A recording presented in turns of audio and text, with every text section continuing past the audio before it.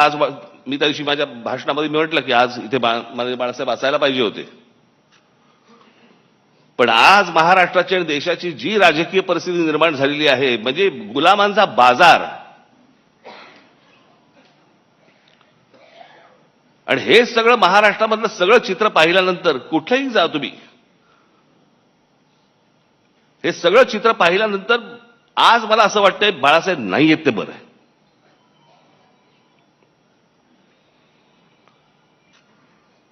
तो माणूस किती व्यथित झाला असता, त्या माणसाला काय त्रास झाला असता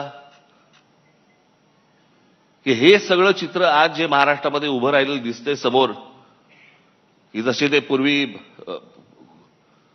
200 वर्षापूर्वी नाही का ते चावडीवरती उभे राहायचे आणि माणसांची लिलाव चालायचे, आज तसे महाराष्ट्रामध्ये लिलाव चालू आहेत.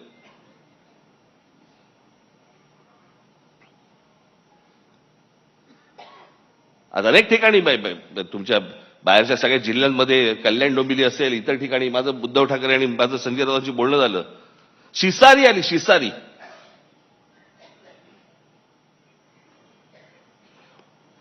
ज्याला व्यथित व्हायला म्हणतो ना आपण, की काय चालू आहे, कुठे नेतोय आपण.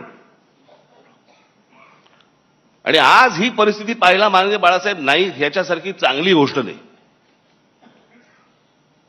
की तो माणूस आज हे सगळं बघायला नाहीये. तो पाहूच शकला नसता हे माणूस.